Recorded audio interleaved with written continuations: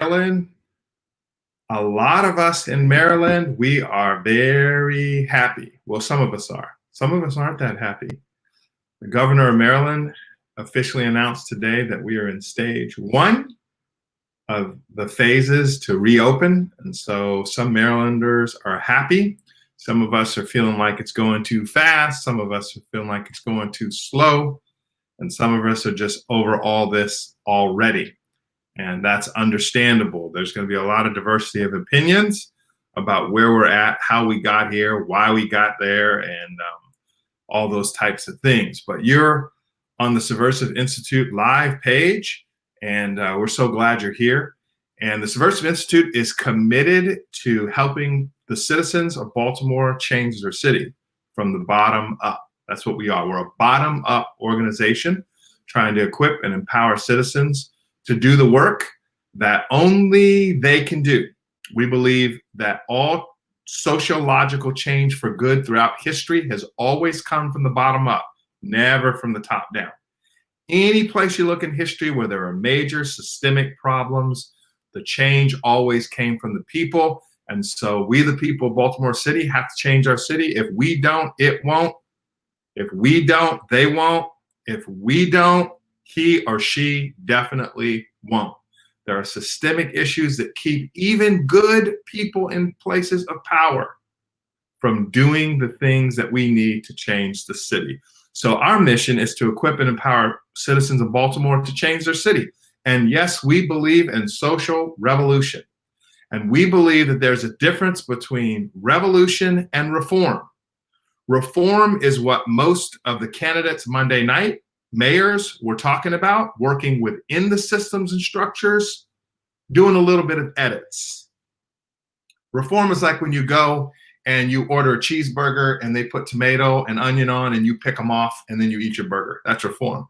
Revolution is when you throw the whole burger away and you start all over. And we believe that Baltimore is in such a place that it doesn't need reform, it needs revolution. It needs some of its systems, some of its structures need to be completely replaced, completely done over with. That's what we believe. And we believe that with all of our heart and soul and mind.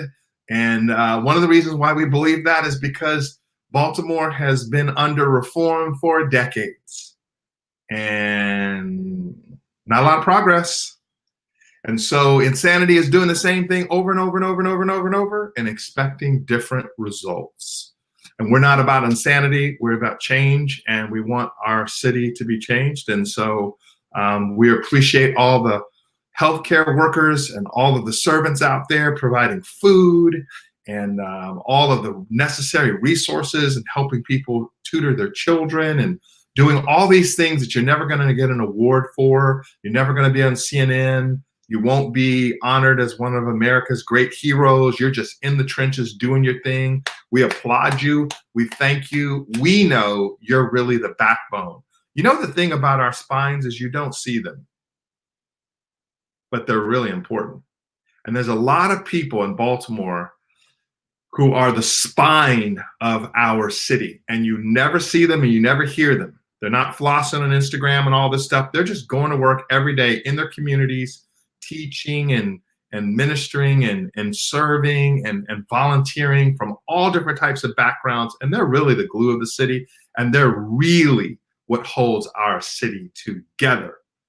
And so we from the Subversive Institute like to say thank you. So we're into phase one. And one of the things we believe at Subversive Institute is that, and we believe this for months, and we were saying this before the coronavirus pandemic, is that the governor should declare a state of emergency for Baltimore. Now, when we first started talking about this, there were a lot of people who pushed back against this. And they said, we're going to be occupied and the National Guard is going to come in and shoot people and all these things are going to happen. And it didn't happen. What happened was the virus came, and the governor said it today in his presser, that he called a state of emergency because a state of emergency allows the governor to access needed resources in difficult times. So I have a question for you, and here's the question. Do you think we would be at this point in our fight against the virus without a state of emergency? Do you think we would be at this point in our fight against the virus without a state of emergency? What the governor declaring a state of emergency has done is it's shown us how a state of emergency can be resourceful, how it can be useful, how you can partner not only with local and state partners and also the federal government. That's the whole point. And you know, those of us who live and breathe Baltimore, we all know that Baltimore is under-resourced. We know that. The police department tells us that. The mayor tells us that. The head of the schools tell it. We're always crying about we don't have the resources. And when it comes to stuff like fighting violent crime, we're always saying we don't have the resources. So we've always maintained we would love for there to be a state of emergency declared to actually deal with Baltimore. And we have a great illustration of what a state of emergency can do, could do with the pandemic. What would happen if all those resources, after we dealt with Corona, was now turned towards Baltimore? It might change. But as we've said before, sometimes people don't really want change. The enemy of change is comfort. When you get comfortable with something, you don't like it. Now, there's something else that happened that was really monumental. It was an unfortunate, true measure of tragedy where there was a young man who got shot recently in Georgia. And social media blew up, and people were immediately polarized and on all different sides. And some of you marched, and some of you ran, and some of you did Facebook posts and put the young man's picture up. And Mr. Arbery became nationally known. And I'm not against any of that. But I want to make a point, and I think it really emphasizes something. And I want to do this delicately, but I want to do it truthfully and honestly as well. And the point I want to make is there are systemic issues in Baltimore that we believe need a revolution, not reform, complete change, that are keeping Baltimore where it's at. Similarly, one of the reasons or factors in the death of Mr. Arbery was a law. Let me read it to you. In Georgia, the law states that a private person may arrest someone if a crime is committed in his or her presence, within his immediate knowledge. Let me read that again. In Georgia, the law states that a private person may arrest someone if a crime is committed in his presence, within his immediate knowledge. Let that sink down. I'm not asking you to agree or disagree. I just want you to hear those words. In Georgia, the law states that private citizens can arrest someone if they have immediate knowledge that another person is committing a crime. Yes, what that means is that any citizen can immediately become essentially a police officer. But if it is a felony, the citizen can stop someone from escaping if the citizen has reasonable and probable grounds of suspicion. Let me read that again. If it is a felony, the citizen can stop someone from escaping if the citizen has reasonable and probable grounds of suspicion. Now, most of us saw the video, and we saw a man jogging, and the narrative was a man was jogging, and he was pulled over by two white guys with a truck and shot and murdered right in our faces, and we were outraged. And we don't want to see a black man jogging, an unarmed black man killed. But all I want to tell you is this. As we fight against injustice, we have to fight against systemic injustice. Because if we don't, all we've done is picked up another dead body off the ground and yelled and screamed, but we never changed the environment that created it. We have to change the environments that are leading to some of the injustices that we're experiencing. We have to change the environment that are leading to some of the injustices that we're experiencing. So in Georgia, if we lived in that place, one of the things I think they need to do is go after this law. Are they all okay with this law? Or is everybody okay with people just perceiving someone committing a crime and just being able to go in and to do that? If they are, fine. If they're not, they should do something about it. If they're not okay with that and they think it's dangerous and they don't want citizens to have that power, they need to do what it takes to remove them from having that power. This is like 1 + 1 = 2 stuff, right? So you got to change the environment in which injustices are taking place. Yelling, screaming, petitioning per se, especially if it's vague, marching, running, Facebooking, won't necessarily change it. What will change it is if citizens in Georgia came to the conclusion, we don't want this law. We believe the law is fallible. We don't think it's right, or we think it may provide opportunities like this to happen. And now we have a dead young man on our hands and we don't want that. They can change that law. So then the issue becomes, how do they put pressure or do the necessary things to see that law changed? So what does this have to do with Subversive Institute? This is exactly what we're saying in Baltimore. To make a change, you have to make a change. You can't have a cake with icing on it and think you're changing the cake by taking the icing off of it. All you did was remove the icing. It's still a cake. We have to go deeper and change some of the systemic issues that are embedded in our cultures that tend to breed some of the things that we don't like. Speaking of which, in Baltimore, we are coming close to voting again. And last week, you can check out our live on last week where we begin to deal with politics in the city. It all ends up in the same place.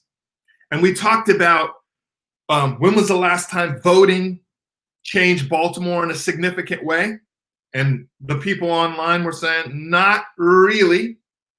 And then we talked about the same candidates and the same voting practices will lead us to the same places. The same thing gets you the same things. And we talked about how the coronavirus has shut down America, but Baltimore is still on a tragic pace in terms of violence and homicides. You can do the research yourself. Friday, there was an article in the Baltimore Sun. This past Monday, there was another article. We haven't started killing each other here in Baltimore. It's not in the news because the pandemic is getting everything, right? But nothing's changed, even in the pandemic. And so what we were encouraging people is to, when you go to vote, don't think you've done something just because you voted. Because if you vote for the same candidates who are kind of pushing the same policies, it leads us to the same places we don't want to be. Same candidates, right? Same policies, we get the same places. So I agree that we should vote. I think a lot of people worked hard so that we could vote. But voting just to vote doesn't do anything. Remember, voting was designed to give the voiceless a voice. Voting was actually designed to help the general population become subversive.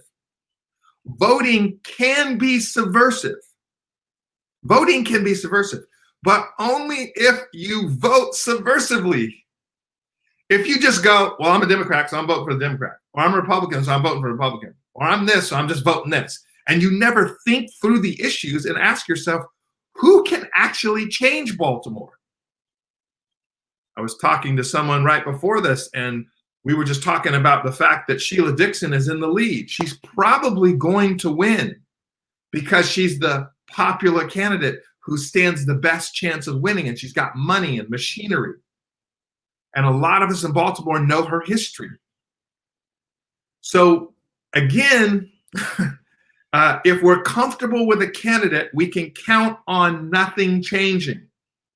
When you go to vote, if everything about this candidate and all their opinions makes you feel like, yeah, this is great, this is wonderful, then you're going to get the same thing. You know that, right? You know that. And what Baltimore needs is a change. And what we believe at the Subversive Institute is that it all needs to change. On our website, subversiveinstitute.org, we have one of our solutions is the Leadership Replacement Act. It is our opinion that all the leaders should be replaced, all of them. And they should just resign.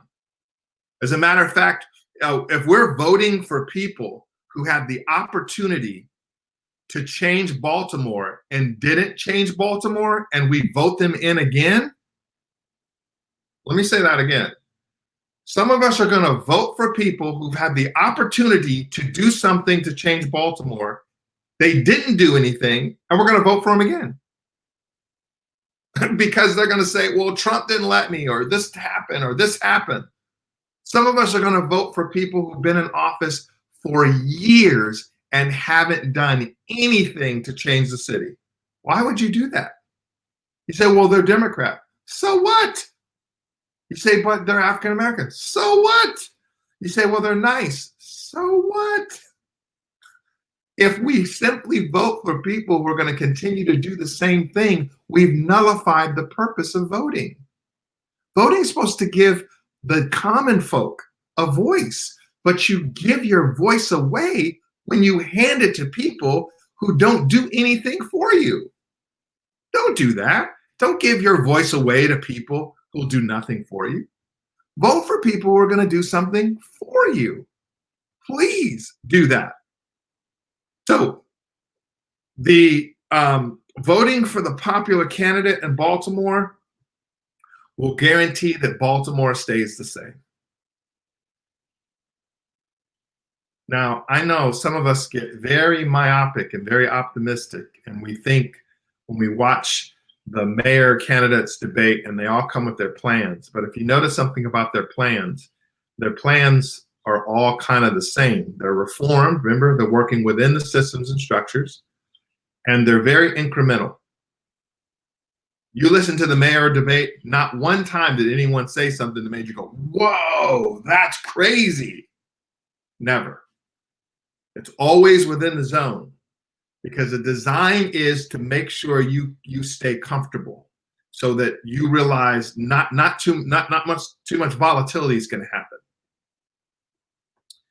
So I wonder, in one sense, if change is possible, only because the general populace, the general people that they're voting. I just wonder sometimes if we confuse the whole purpose of voting. Now, I know in order to be subversive, in order to see change, we're going to have to make a change, which means we'll have to put people that perhaps most of us don't know in office. And that makes some of us uncomfortable. So are we choosing between, I'd rather have the city stay the same so I'm comfortable, or I'd rather vote for somebody I don't know that well, who hasn't been in office, who may change the city? So I'm voting for the person who I may not know that well, but I think may change the city. So you choose. You want change, you want comfort. You can't have them both. Anytime you want change, it could be your weight, it could be exercise, it could be in relationships. Anytime you want change, you're going to have to go out of your comfort zone. And smart candidates are going to hand you a soda, give you some chips, give you a few Advils, tell you to relax. It's all good. The change agents are going to make you uncomfortable, but they'll change some things. And that's what we need, Baltimore. We need some real change. One of the things that comes up in from a subversive standpoint in terms of this is that people will sometimes base their voting on who will win. We've addressed this a little bit. And so sometimes what happens is We're so concerned about who will win, even though they won't do something, rather than who will change something. And I think until the majority of us start to fix ourselves on who will change something rather than who will win, again, the winners are never going to give up their power. They're never going to give up their influence, and it's always going to be very predictable. This whole election cycle has been very predictable. We know who the top 3, 4 candidates are going to be, and we can pretty much, I think, pretty much predict who's going to win the mayor seat. And that's sad, because we know that with that comes the same old stuff. So if you want the same things, we vote the same way. If we want something different, we got to have something different. So we need a voice, and that voice has to be collective, and that voice needs to be you. So I want to challenge you to do your due diligence. I want to challenge you to research. I want to challenge you. Most of you have access to the internet. You have access to all the mayoral candidates have platforms. They have websites. You can go through. They lay out their plans of how they're going to address violence. If you're going to vote for a candidate, please know what they're going to stand for. And remember this, if it starts to sound like talking points, it's because it is talking points. And talking points don't change anything. They're just talking points. There's things that people talk about, and they don't change anything. And as a general rule, remember, if it's comfortable, it's not going to change anything. If it's been said before, it's not going to change anything.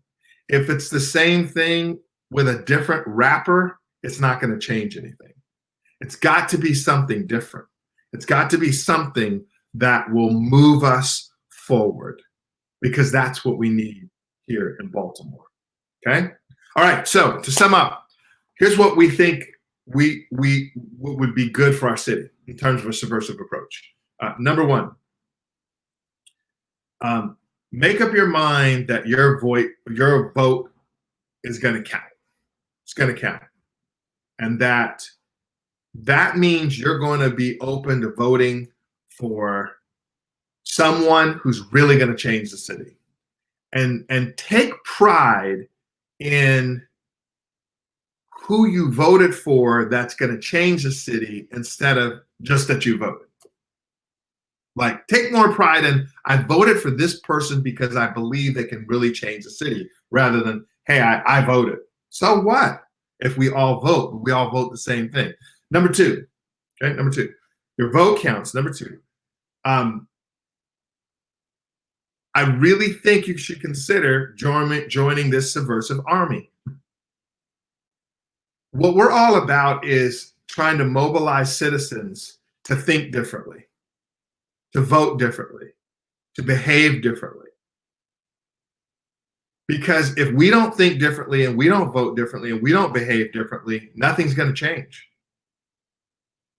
We'll be here next year. We'll have the same amount of murders, give or take a few, and we'll have the same talking points from the politicians. Our educational system will look the same. The justice system will look the same. Economics will look the same, probably worse because of the pandemic. All these things that we complain about and know that are wrong with Baltimore, they'll all be the same. But if you join the army and we get tons of people to join the army, we could change the city. But it starts with us being subversive, uprooting what is. It starts with a social revolution without guns, ideas, and behaviors. The way we vote, the way we behave, the way we think. We become critical thinkers, and we stop believing the lies such as, the Democratic Party is best for Baltimore. No, they're not. And neither is the Republicans. And neither are the independents. You know who's best for Baltimore? You are. You are. You're best for Baltimore, not a party. And remember, people change the city, not parties. You know how we know that? Because a party's been in charge of this city for decades. They ain't done nothing substantive. So join the subversive army. Say, how do I do that? You can go on our website, check us out, right? You can sign up for the things that we give out. You can check out our solutions. You can contribute to those. Once we open back up, what seems to be within a matter of a few weeks and months, we'll start getting back together in our symposiums where we get together and we work on solutions. That's right, citizens come together and they work on solutions. People like you and me, all different types of backgrounds, we work on solutions. That's what we do. And what do? We give the solutions, and we want to give these solutions to the people. And then the people, hopefully, will execute these solutions so that we change our city. Consider joining the Army. You can find us also at Instagram at the Subversive Institute and on our Facebook page. And we would encourage you to share this with people. Share these lives with people. Share our website with people. Get to see what they're thinking and how they're processing these things, because the only way we change this city is for the citizens to change things. And we believe that it's got to come from the bottom up. It just has to be that way. All right? Okie dokie. We appreciate you guys for being here tonight. And tomorrow night, I'm looking forward to having a guest on and being live. And so until then, grace and peace.